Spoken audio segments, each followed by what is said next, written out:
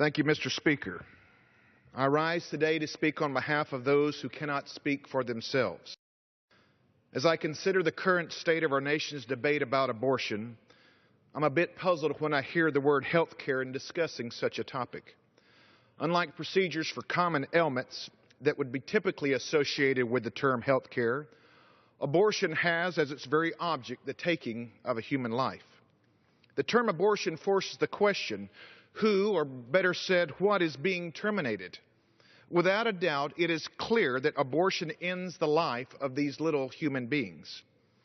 Many will want to discuss health care today, but I ask, who is responsible for the health care of the baby? Who among us is assigned to protect this most precious life? Each baby bears the unique imprint of our Creator with goodness, truth, and beauty to offer the world. Yet, these children will never be able to grow, play, dream, and reach their full God-given potential. My wife, a nurse practitioner, and I faced a very unexpected pregnancy in our late 30s.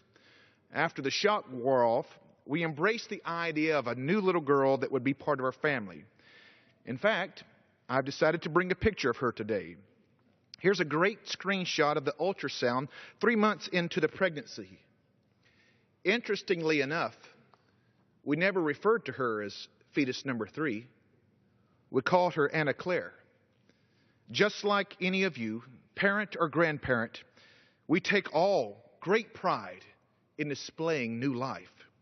And please allow me to make this clear. I don't speak ill of or despise anyone who has made a fateful but very difficult decision. As a former minister, I've seen the anguish and the hurt both before and after what can be an excruciating process. Yet today, we are faced with a historic decision that has nothing to do with trade or with budgets. It has everything to do with life. In this moment, we have the opportunity to address something that many countries have already outlawed.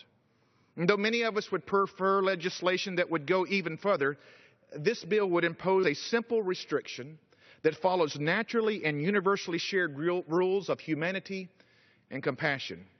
To that end, HR-36 protects the unborn child from being aborted after 20 weeks of gestation. Medical science tells us that the baby fights for survival in a second or third trimester abortion. He or she recoils in the pain at the poison intended to stop their heart and the clamps used to dismember their tiny little bodies. We cannot deny this evidence. We must not look the other way. While we show compassion to mothers who are facing difficult decisions, we must also protect the babies who are surely counted among the least of these. Who will be their voice?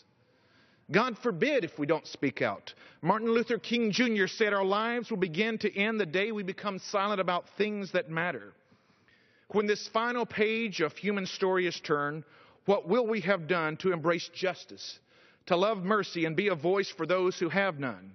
The American people have grown weary of the rhetoric and deceit. Attention and being aware is good, but there comes a time when we have to move from the awareness stage to the action steps. Today is that time. I urge my friends on both sides of this chamber to break the silence, to stand up for life, and support HR-36, the Pain-Capable Unborn Child Protection Act. Thank you, Mr. Speaker. I yield back. Gentleman yields back.